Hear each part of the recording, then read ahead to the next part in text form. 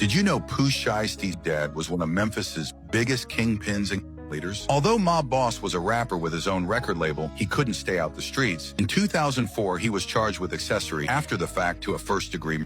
Rebecca Glenn was a 24-year-old Memphis radio DJ who was robbed by Stanley Andrews. And she came up to me and said, "Hey, I'm Pooh Shiesty mama." And I had just said some about that boy. And she said, I ain't like what you said. And you know, I think I won't say her husband, but Pooh Shiesty daddy represent. There's a big difference between arguing online and standing face to face with the people you've been talking about. And sometimes the internet forgets that difference. So here's what's been circulating. Allegedly, Charleston White ended up crossing paths with the parents of Pooh Shiesty. And if the stories floating around are even halfway accurate, it wasn't the kind of moment you can just log off from. Now let's slow this down. For months, Charleston White had been speaking on Pooh Shiesty's situation, especially after Shiesty was locked up. And if you followed Charleston for any amount of time, you already know his style. Loud, provocative, sometimes intentionally controversial. He tends to lean into shock value. From what people are saying, he didn't just offer commentary. He allegedly celebrated the incarceration and made comments suggesting prison would teach lessons and humble him.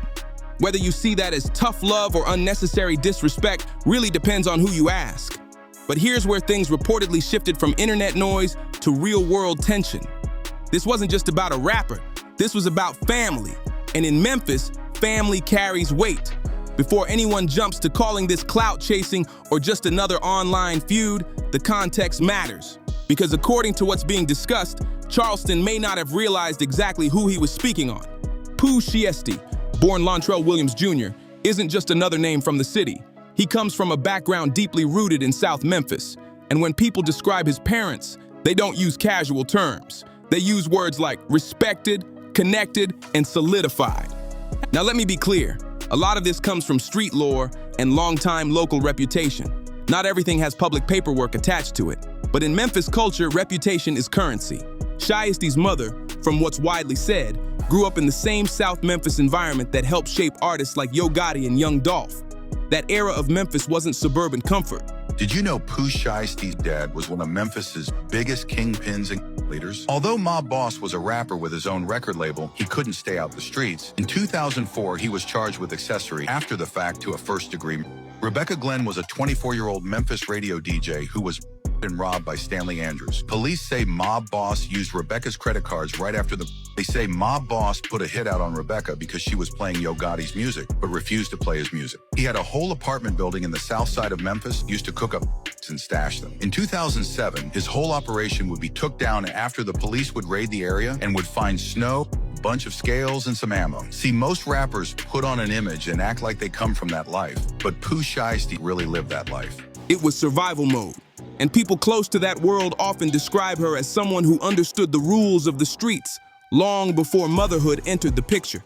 Not someone naive, not someone unaware, but someone who allegedly knew how to move strategically in high-pressure environments. Then there's Shiesty's father, often referred to by those familiar with Memphis history as Mob Boss. Again, we're talking about reputation and community narrative here. He was reportedly seen as a respected figure during his time, someone who had influence in certain circles. Their relationship, from what's described, wasn't some fairy tale romance. It was two people navigating a high-risk environment together. Federal investigations, rival tensions, internal politics. That was allegedly part of their reality. And when legal trouble hit, people say Shiesty's mother held things together, managing finances, maintaining connections, protecting the family structure. That kind of responsibility requires more than emotion. It requires discipline and awareness. And she came up to me and said, "Hey, I'm Pooh Shiesty mama." And I had just said some about that boy. And she said, I ain't like what you said.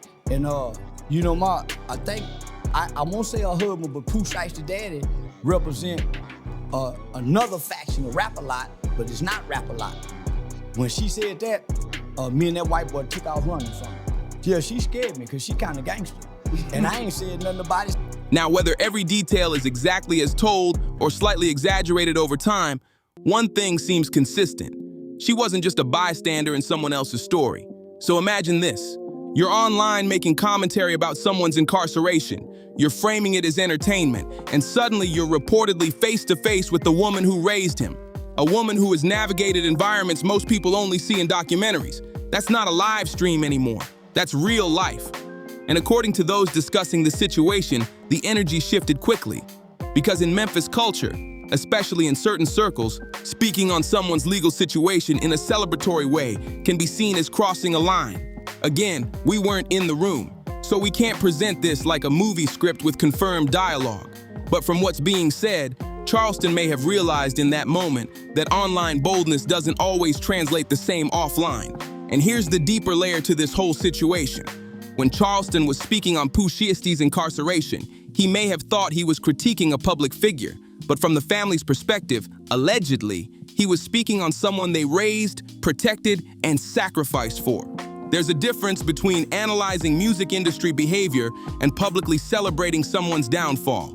Whether you agree with Charleston's approach or not, one thing seems clear. Memphis doesn't treat family matters lightly. And if the reports about this encounter are accurate, that moment might have been a reminder that the internet has an off switch, but real-world consequences don't. Now, when people talk about Pooh Shiesty's mother, they describe someone who had already survived intense pressure long before the internet ever had an opinion. According to those familiar with that era, she had seen federal investigations target her family, watched rivals try to seriously harm people close to her, and still never folded under pressure. But to really understand why this situation carries weight in Memphis, you have to talk about Pooh Shiesty's father, Landry Williams Sr., better known in certain circles as Mob Boss. And again, this is where we separate online personas from real-life reputation. People who speak on Memphis history often say Mob Boss wasn't someone playing a role for cameras. His nickname wasn't branding, it was allegedly tied to how he moved. Reports and community accounts describe an operation that was organized enough to draw long-term federal attention before authorities fully understood how wide the network stretched. From what's been said, his reach extended beyond Memphis, down through the Mississippi Delta and toward the Arkansas border, with I-55 serving as a major route. Allegedly, the network included drivers, street-level workers, and individuals who could tip off activity ahead of time. Again, these are long-standing claims, not courtroom-confirmed blueprints, but they're part of the narrative surrounding his name. What supposedly set him apart, according to those who watched from a distance, was strategy. While some crews were flashy and loud, Mob Boss reportedly moved differently, more calculated. Instead of constant chaos, he allegedly leaned toward structure. Real estate holdings in South Memphis were said to double as operational spots. Legitimate businesses helped explain income streams. The idea, as people tell it, was to generate revenue without constantly attracting attention. He even launched Mob Ties Records, which, depending on who you ask, served multiple purposes. It provided a legitimate reason to travel, to handle large sums of money, and to build influence in the music space without open confrontation. But things escalated in 2007. According to police reports from that time, Memphis authorities had an apartment at 784 Porter Street under surveillance for over a month. From the outside, it looked vacant.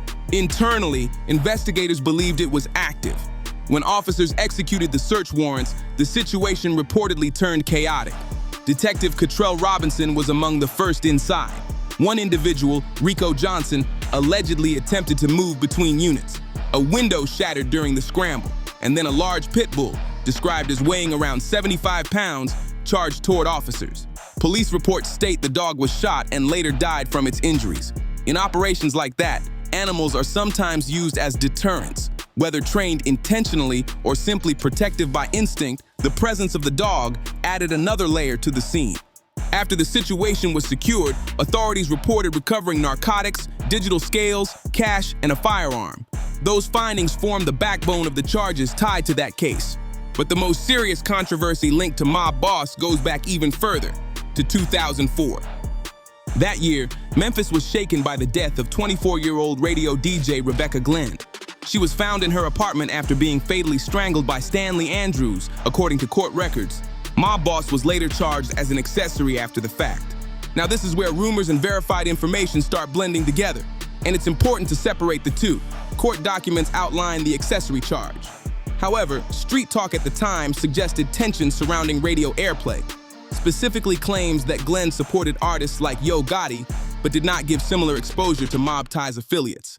Some speculated retaliation motives. To be clear, allegations about a direct order were never proven in court. But in Memphis's music ecosystem back then, radio play was major leverage. It could elevate careers overnight or stall them indefinitely. So even unproven whispers carried weight. Whether every rumor was accurate or amplified over time, the association alone added to Mob Boss's reputation and to the perception of his influence. So when people look at Charleston White allegedly speaking lightly about Pooh Shiesty's situation, they're not just seeing commentary about a rapper. They're seeing someone referencing the son of figures whose history, documented and rumored, runs deep in Memphis. What is publicly documented is this. After Rebecca Glenn's death, court records show that Landry Williams Sr., also known as Mob Boss, along with a woman named Marquita Thomas, were accused of using the victim's credit cards and assisting in selling some of her belongings. That detail alone disturbed a lot of people in Memphis. Using a deceased woman's financial information after such a tragic event added another layer to an already heartbreaking case. It also intensified conversations about the overlap between the city's music ambitions and its underground activity at the time. Investigators revealed that Stanley Andrews had reportedly slipped past building security and knocked on multiple apartment doors. When Rebecca answered hers, he allegedly forced entry, placed his hands around her neck, and ended her life before taking items from the apartment. In interviews, Andrews' sister told local news that he claimed Rebecca confronted him for knocking and that he snapped. But according to her own statements, his demeanor afterward didn't match someone who had simply lost control. She described him as showing little remorse. The case exposed something else too. The power radio DJs held in Memphis. Airplay could shape careers. It could determine who moved from local buzz to mainstream visibility. That kind of influence can create admiration and sometimes resentment. Mob Boss ultimately faced accessory and forgery-related charges. He avoided the most severe penalties and received supervised probation. Some saw that as fortunate. Others saw it as controversial. Either way, this was the environment people say Pooh Shiesty grew up around. A mix of music, street politics, and high-stakes consequences. Now fast forward to the modern era. When Pooh Shiesty was sentenced to 63 months in federal prison, reactions online were split. Some expressed disappointment, some called it a lesson, and then there was Charleston White, who went live and offered his take. And this is where things escalated. Charleston didn't just analyze the situation, he laughed about it. He suggested that before prison, Pooh Shiesty had been reckless in the streets, acting without limits. He compared it to living inside a video game. His overall tone implied that incarceration would straighten him out, and that supervision after release would keep him in line. He repeatedly mentioned probation and parole officers as tools that would force discipline. He framed it as the system finally placing boundaries around someone who had previously operated freely. But what rubbed many people the wrong way wasn't just the critique, it was the celebration. He mocked the contrast between someone once known for street presence now being confined. He joked about the shift from loud environments to silence. He portrayed incarceration as almost comedic. And in certain communities, that kind of tone crosses a line, especially when you're speaking on someone's child. For those familiar with Memphis culture, family respect carries serious weight. Publicly laughing at someone's incarceration, particularly when their family has a long, complicated history in that city, can be seen as deeply personal. Some felt Charleston was being condescending, acting like he knew what was best for Pooh Shiesty's life, suggesting prison would fix him. That kind of messaging, whether intentional or not, came off to critics as dismissive, and according to circulating accounts, that energy didn't stay online. Eventually, it's said that Pooh Shiesty's parents decided they had heard enough. These aren't people known for social media back and forth. They're from a different era, one where issues were addressed directly. No live stream audience, no comment section, no viral clips, just a face-to-face conversation. And when that reportedly happened, the dynamic was very different from online commentary. Because it's one thing to speak boldly behind a screen. From what's being said, the conversation was direct. No cameras, no audience, just a clear message about boundaries that, in their view, had been crossed. Charleston reportedly realized pretty quickly that these weren't random online critics looking for attention. These were people who had lived through federal cases, street conflicts, and everything tied to Memphis's underground history. The energy, according to those describing it, shifted almost instantly. This wasn't a debate about algorithms or content strategy. It wasn't about views, it was about respect. The parents' issue, allegedly, wasn't simple criticism. It was the public celebration of their son's incarceration. The jokes, the laughter, the framing of a serious situation as entertainment.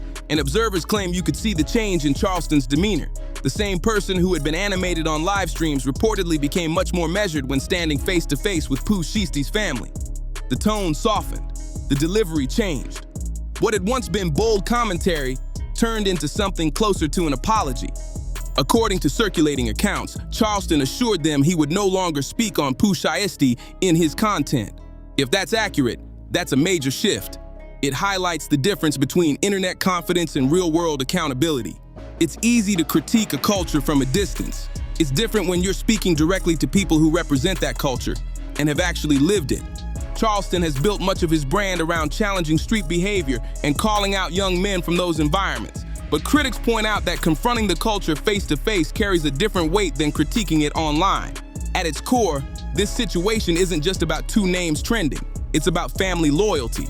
In places like Memphis, allowing public disrespect toward your family name can be seen as weakness. And in certain environments, weakness isn't something people take lightly. Mob Boss and his wife represent an older generation, one that, according to those familiar, operated on a code. Actions mattered more than words. Loyalty outweighed attention. Respect wasn't negotiated in comment sections. There's also a bigger conversation here about internet culture itself. We live in a time where someone's lowest moment can instantly become content. Incarceration, legal trouble, tragedy, all of it can turn into views and revenue. That's the uncomfortable reality of modern commentary. The question now is whether Charleston will stick to his reported promise. Will he permanently avoid speaking on Pooh Shiesty, or will things eventually return to the usual formula once the tension fades? Only time will tell. But one thing seems clear from this entire situation. He now understands that Pooh Shiesty comes from a family that takes respect seriously, online and offline. Behind every headline, behind every viral clip, behind every rapper's legal situation, there's usually a family that's lived through things most people can't imagine. When someone jokes about incarceration or celebrates a downfall, it might feel like just content online. But to the people closest to that person, it's personal. It's not entertainment. It's their son, their family name, their history. And whether you agree with Charleston White or not, the reported confrontation with Pooh Shiesty's parents highlights that difference between online commentary and real-life emotion. It's easy to speak boldly when you're behind a screen. It's different when you're standing in front of people who have actually lived through the circumstances you're discussing. Now, let's be clear. Nobody here is saying you can't critique artists. Public figures are going to be talked about. That's part of fame. But there's a fine line between commentary and mockery, between analysis and celebration of someone's lowest point. From what's being said, Charleston's tone shifted after that encounter. Whether that change lasts long-term is something only time will reveal. The internet moves fast, controversies fade, new topics trend, but moments like this stick because they force a bigger conversation about accountability, about respect, about understanding that when you speak on someone publicly, especially in sensitive situations, it doesn't exist in a vacuum. And here's the real question. Do you think Charleston truly took something away from that situation? Or do you think once the attention dies down, it's back to business as usual? Let me know what you think. Drop your thoughts in the comments. But keep it respectful. This isn't about picking sides blindly. It's about understanding the layers behind the story. If you found this breakdown insightful, make sure you hit that like button. It really helps the channel grow. Share this video with someone who's been following this situation. And if you're into real conversations about hip-hop culture, street politics, and the stories behind the headlines, go ahead and subscribe so you don't miss the next upload. We've got more deep dives coming.